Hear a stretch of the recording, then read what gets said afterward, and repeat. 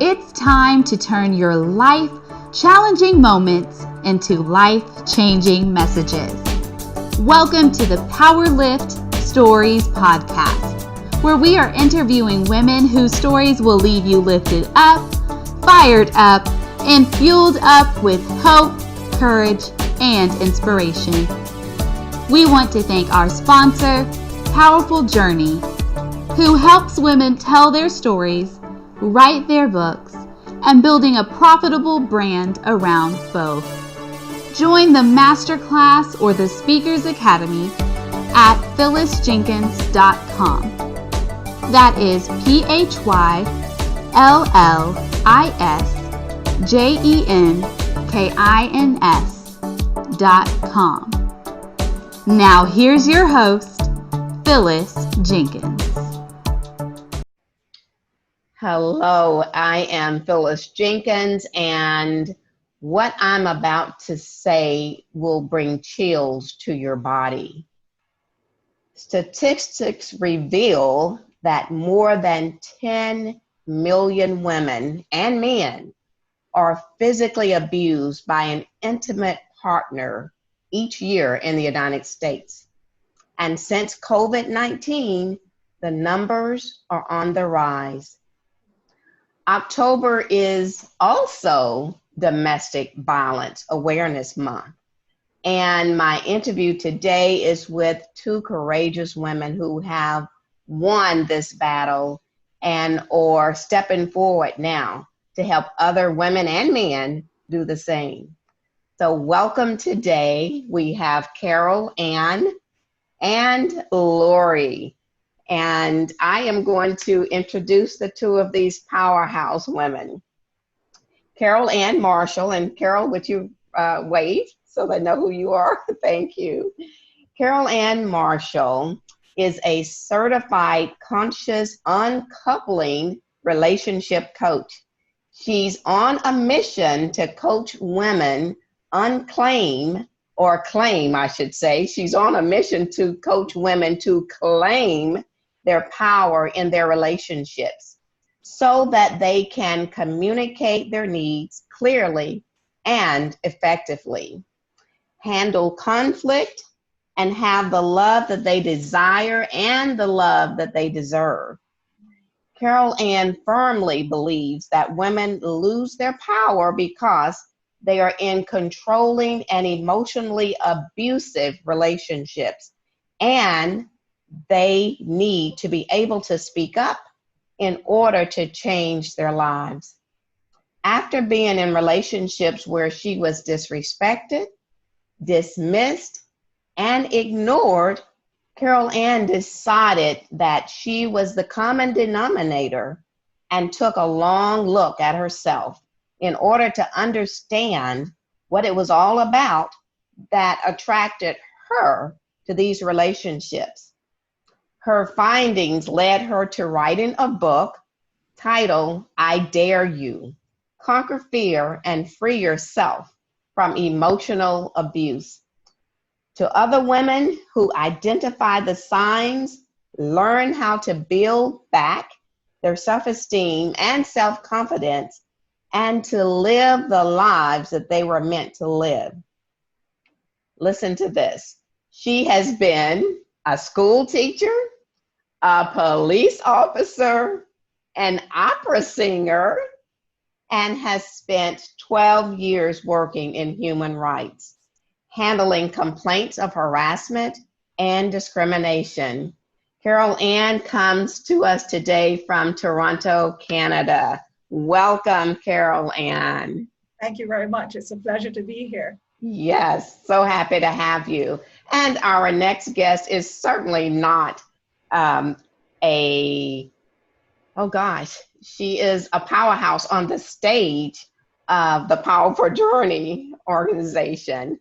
And she is no secret to the Powerful Journey organization, Mrs. Lori Vallot-Baskin. By trade, she has moved hundreds of women, both young and mature, to action in venues large and small. She is a graduate of the Powerful Journey on Herpreneur Masterclass and has been featured in multiple appearances on the Powerful Journey stage. And if you attended any of our conferences, you have seen Lori. Stages in Plano, Texas, Shreveport, Louisiana, as well as Bossier City, Louisiana. Lori has delivered messages advocating against domestic violence at the Job Corps of McKinney, Texas, on the popular internet radio station KEBN, and the On Fire to Inspire radio show.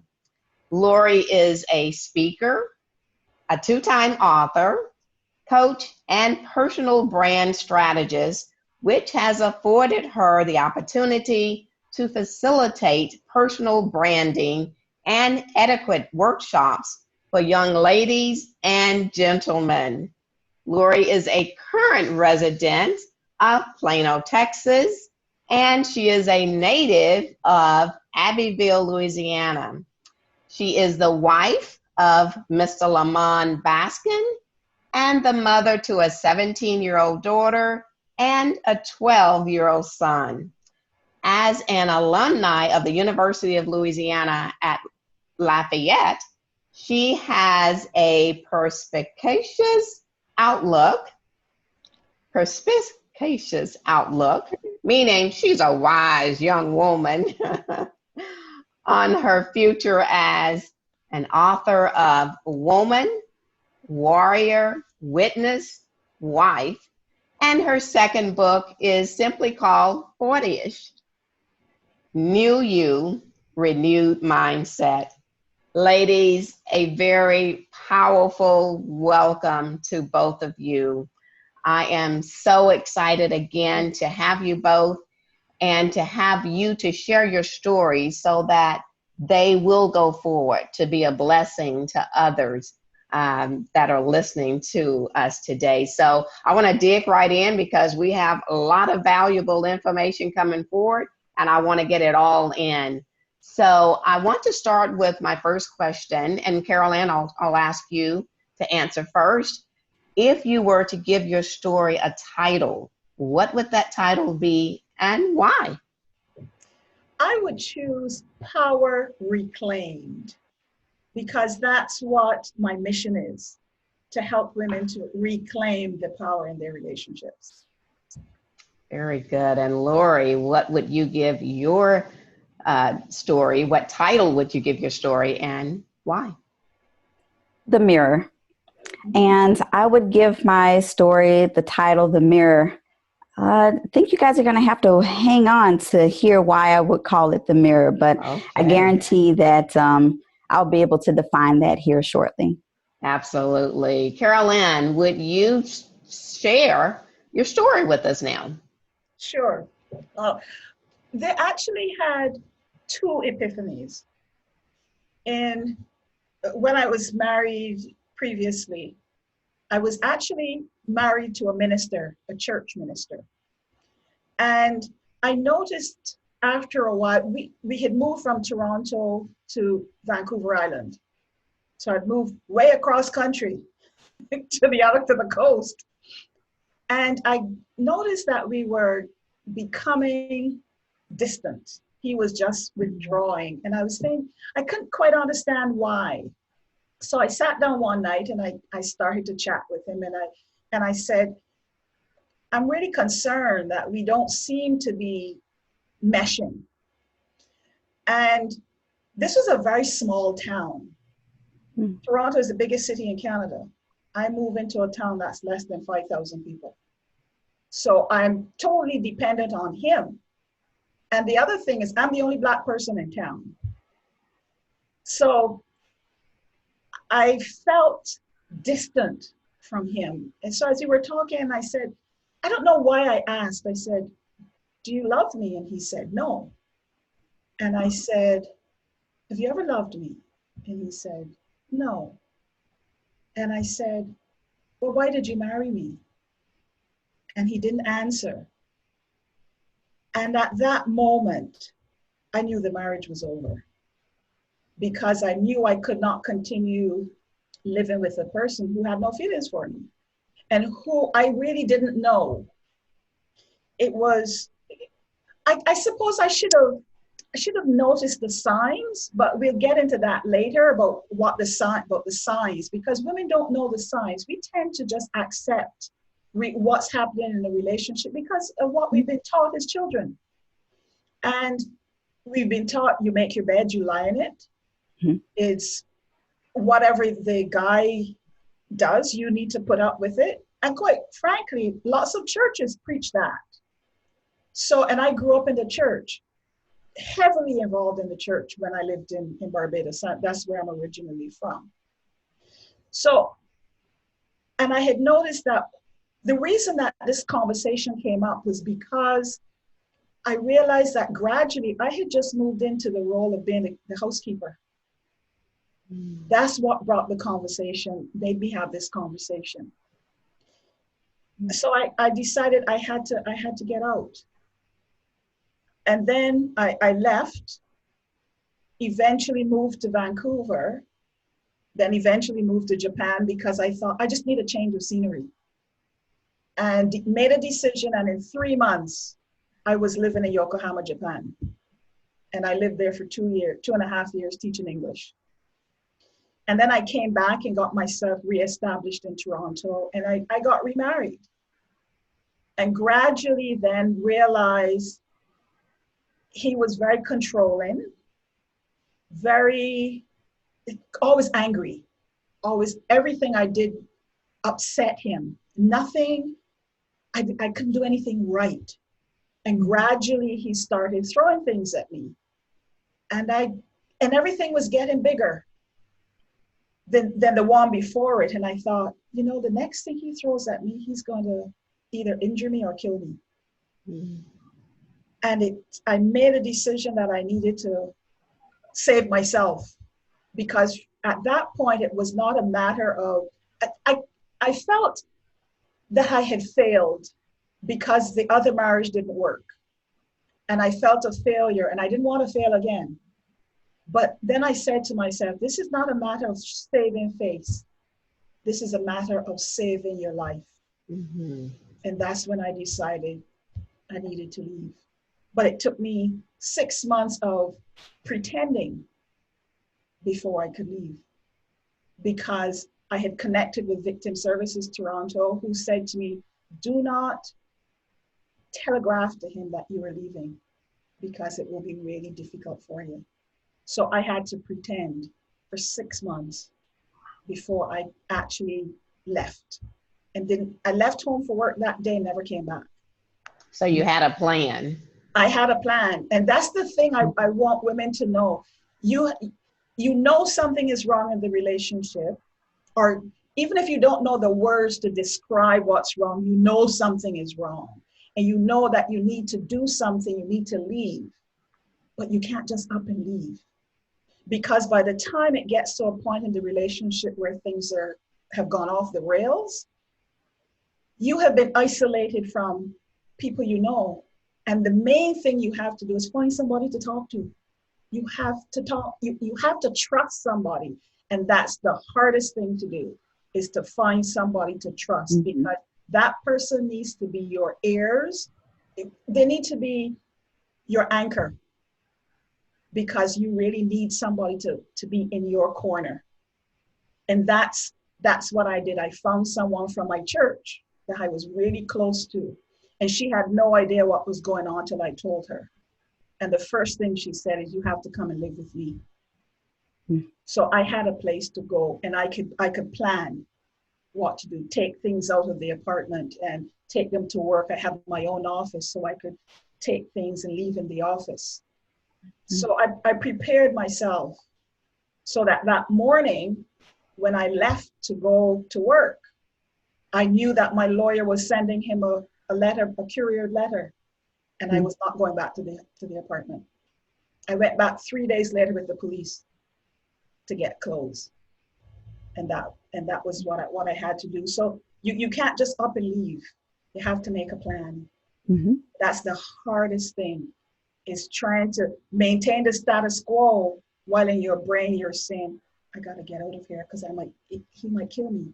And that's the thing women don't understand, is that emotional abuse is in many respects worse than physical abuse because nobody sees it. Nobody believes it's happening. But whenever there's physical abuse, emotional abuse has happened long before that, and sometimes for a long time before that. Wow. So it's important to our listeners that you have a plan and then reach out to someone that you can trust. Lori, would you please share your story with us? Sure. If you all don't mind, I'd like to start with a couple of pieces of information. The first being a scripture, and it reads, "Love is patient, love is kind. It does not envy, it does not boast, it is not proud, it does not dishonor others. It is not self-seeking, it is not easily angered. It keeps no record of wrongs." And that is 1 Corinthians 13 and 4 and 5. Okay. Mm-hmm. And then the next thing. So Carol Ann, you started with some information that I think is so very critical. And throughout the duration of you speaking, you spoke about several really key points. And one thing I noticed that you mentioned was control. And I believe that a lot of control stems from this other place that a lot of people are not aware of, and it's called gaslighting. And so gaslighting is essentially a form of abuse. Yes. And manipulation, concentrated on making someone doubt their own realities. Yeah. Some examples of gaslighting include they'll deny that they said or did something even when you have proof. Yes. They accuse you of doing things that you know they themselves have done, that you didn't do. Yep. They turn others against you Mm-hmm. to take away your support system. Yes. They tell you that you are crazy. Mm-hmm. You're never right. You constantly feel like you have to defend your reality. Yeah. You trust in your own self-intuition erodes. Mm-hmm. You always feel confused about whether you're on good terms. You're not allowed to have feelings. You find yourself collecting proof that things happened so you can reassure yourself. Yeah. Bang on. Now, Phyllis, you said that some people may have heard me speak before, and I'm no stranger to speaking about this, and each time I'm asked to, or tasked to, or voluntold to talk about my story, I always go back to a place, and I always ask myself, and I say, "Self," and myself says, and I always say, "Are we going to go back there again? Are we going to talk about this?" And myself always says the same exact thing. And self always says, if it will save a life, maybe we should. So now I'm going to ask your listeners to think back with me. Has anyone ever been in love? I mean, like really been in love. Like, do you remember your first love? I remember mine. And my first love, he was tall and dark and handsome. He had a smile that was infectious and that would light up a room. He would wine me and dine me, and he would take me places I'd never been before. He'd show me things that I'd never seen before. And Carolyn, he'd show me things that I'd never want to see again. Exactly. Because he controlled every aspect of my life. Yeah. And I was a young girl, or a young lady.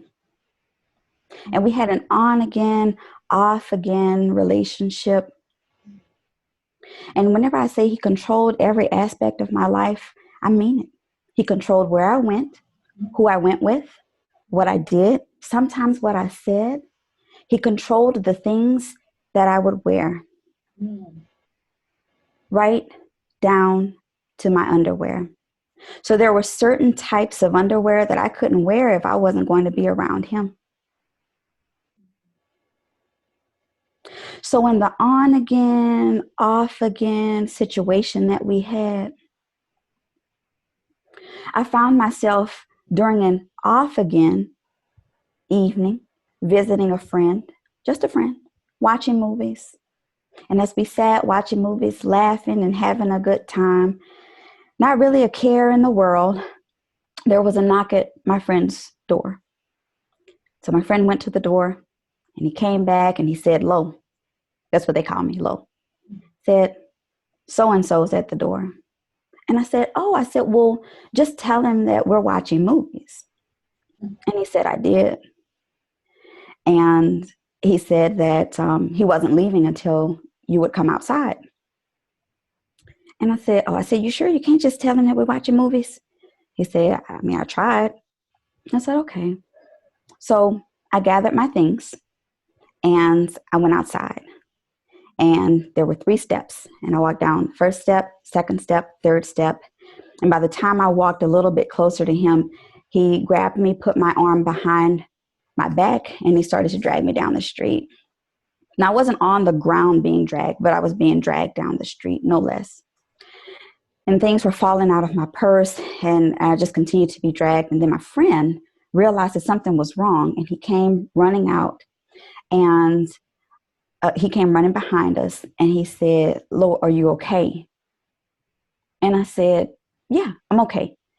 And so said, tell him to fall back or I'll shoot him. He said, tell him to fall back, Lo, or I'll shoot him. I'll shoot both of you. And I didn't quite understand what I had done that was so wrong for me to have that threat, or even for my friend to have the threat. It was innocent. We were just watching movies. And as a young girl, you don't realize what it is that you're going through. See, some young girls think that, like, girl, did you know that they were fighting over me? And, they both really like me. And we don't know. We don't know as young girls what abuse is. We don't know what it looks like. We don't know what those things will lead to. And so you would think, I sound like a pretty intelligent girl. I sound kind of smart. You would think that even at that age, at that time, I would have been able to piece together for myself, something's not right here. But I didn't. So we went on again. And during an on again situation, I found a phone number in his pocket. So I asked him about it. What would any other girl do? You'd ask about a phone number that you found in a pocket? Can't be the only one out here who's done that. And when I asked him about the phone number that I found in his pocket, he grabbed a Nike sun visor and he charged toward me and he threw it at me. It hit me across the face. And my eye instantly closed shut. And I'm pretty fair, so you can imagine that I probably bruise easily.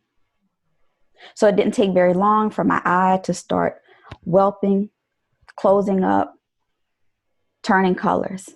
So I ran to the bathroom. That was such pain.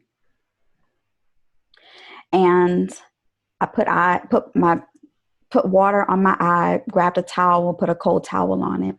And as I started to pat it and kind of pull the towel away, he walked into the bathroom behind me. And as I looked in the mirror, he looked in the mirror.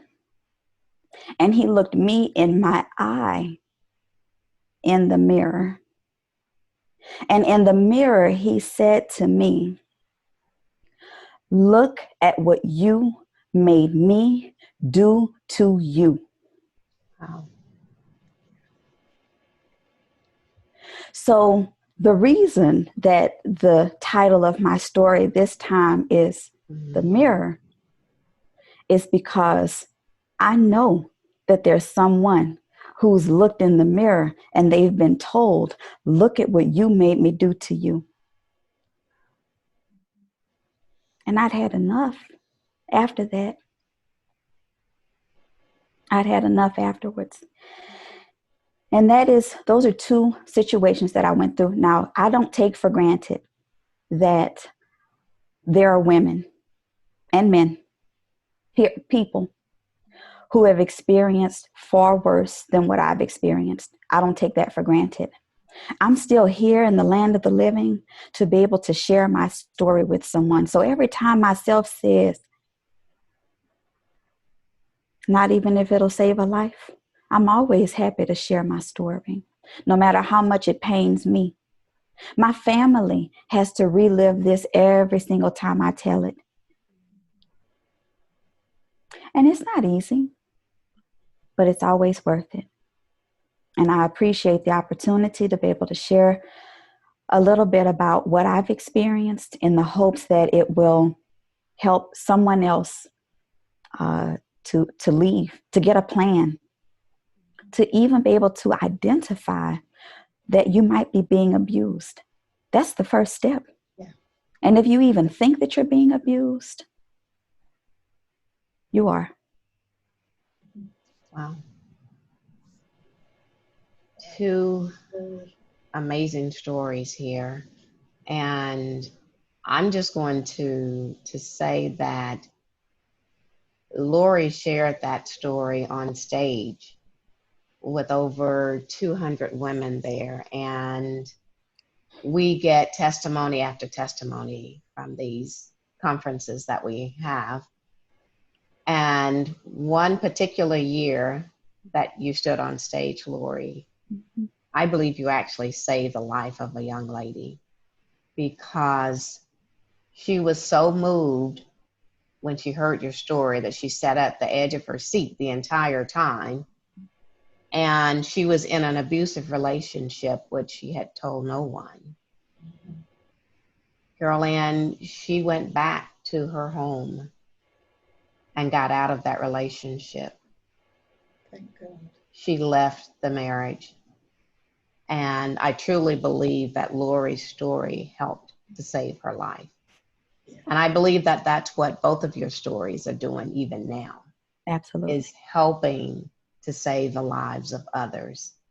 And that's why I wanted to bring both of you on at the same time so that our listeners could hear two different stories from two different powerful women. Yeah. If it can happen to them, it can happen to anyone. Can I just add something to that I didn't say at the beginning of mine? Is the reason I left Toronto to move to the West Coast was because my husband had told me that he was having an affair with two women in the congregation. And my first thought was, I can't let anybody know about this. He will lose his job and his reputation will go down the drain. I'm not thinking about me to say, get out of my life.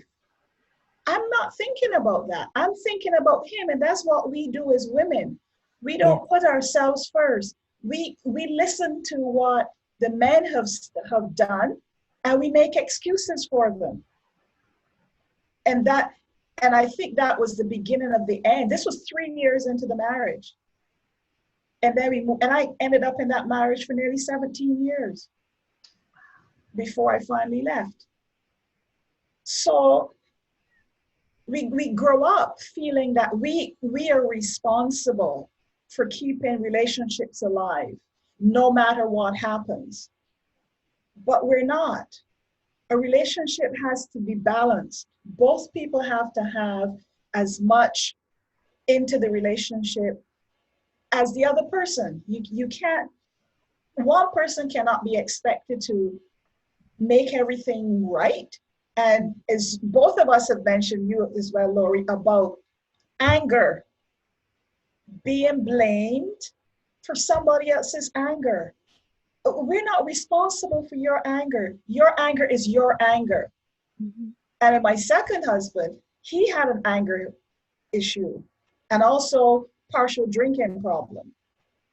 And I said to him one day, we need to go to counseling.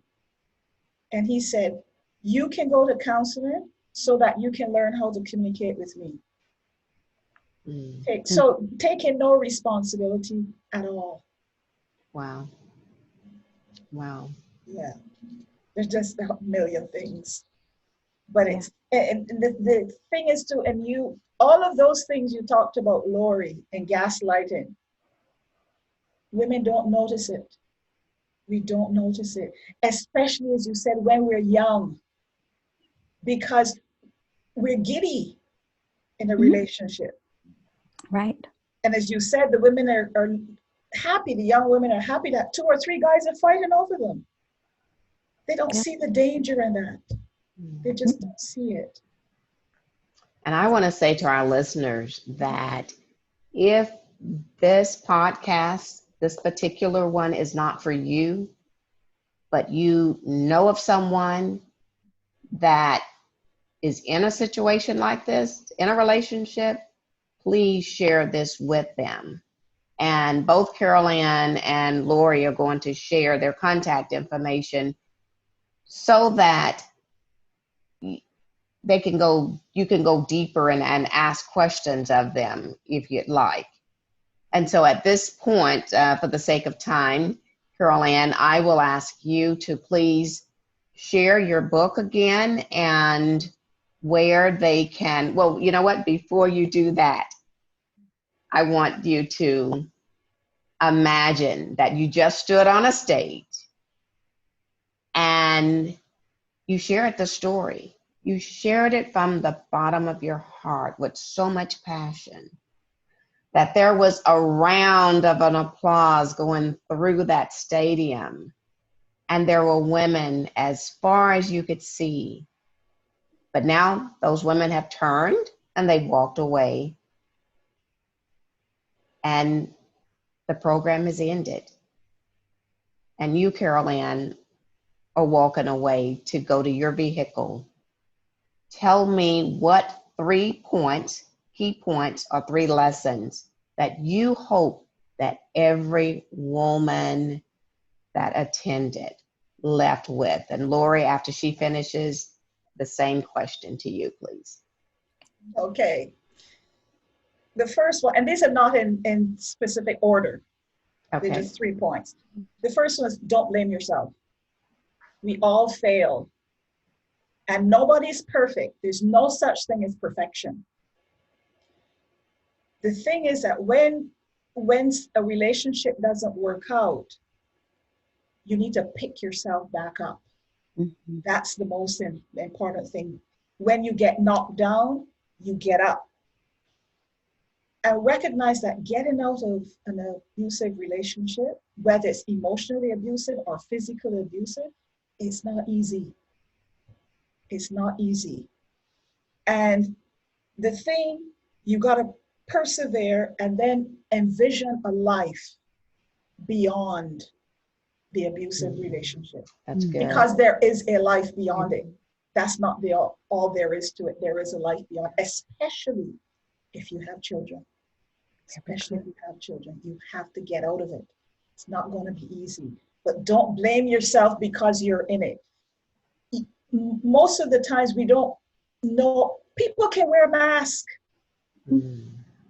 It's when you get into close corners and then people feel they're so invested in the relationship that they can't leave. But don't blame yourself. The thing is to get help and get out. So that's one. Secondly, trust your intuition to guide you. Your intuition is there for a reason. Women, we have what people always call women's intuition, but we ignore it. I know that I have ignored my intuition in the past, and I have lived to regret it. The times that I have followed my intuition, piece of cake. It's never going to steer you wrong. It's like listening to the word of God in your head, because I think that's what your intuition is. It's God talking to you, saying, do this or don't do that. And you need to listen. because you have to remember that if God is telling you, I'm talking to you and I'm telling you what you need to do, He's holding your hand. He's holding your hand. So do what it is, even if it seems at the time it's impossible to do. With God, everything is possible. That's good. That's So good. he's holding your hand. Just do it and put your trust in him. He's never going to lead you wrong. Never. Absolutely. And your last point. The third is set clear boundaries and make sure that those boundaries are set in stone. Every relationship, you have to compromise. I understand that. But there are some boundaries that should never be crossed. They should be cast in stone. And the person that you're in a relationship with should recognize and accept that your boundaries are your boundaries and don't cross them. And stop being a people pleaser. Because we shift our boundaries because we want to please. Don't be a people pleaser, because then you get caught up in other people. You need to stay the course. I know for me, my boundary that I crossed was when I always said to myself, I would never stay in a relationship with a man who had an affair. I crossed that boundary. And looking back, I never should have. I should have left. But I didn't want to fail. I was trying to be Little Miss Perfect. So those are the things. And because you have to stop living up to other people's expectations. You have to set boundaries for yourself and trust yourself. Your book, I Dare You, would you please share with our listeners how they can get the book and how they can contact you, please? Yes, the book is I Dare You, Conquer Fear and Free Yourself from Emotional Abuse. It's available on Amazon.com in paperback, ebook, and audio. I had to record it. But you can get it in whichever way you like. And you can also contact me on Facebook. I have a business page that has lots of videos, lots of information to help you. It's facebook.com/CAM Freedom to Fly. Wow. And you can also go to my calendar, and I have a half an hour free coaching session for you. And my calendar is calendly.com/my Carol Ann. And I will have that on our page so that everyone will be able to reach out to you. Lori, I will ask you the exact same question. What 3 points or 3 lessons do you want every woman to walk away with? Controlling and gaslighting are real.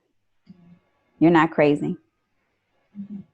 Women of all races experience domestic violence, but African American women are victims at much higher rates than women of any other race. If he hits you once, he'll do it again. Trust me. It's not a matter of if, but a matter of when. So ask yourself, is what I'm experiencing really love? Now, I helped you to define love early on whenever I started talking about love. So is what you're experiencing love? And if that doesn't move you, is what you're experiencing worth your life? Wow. Every 9 seconds, a woman is beaten in the United States. All too often we hear in our homes and in our circles, what goes on in this house stays in this house.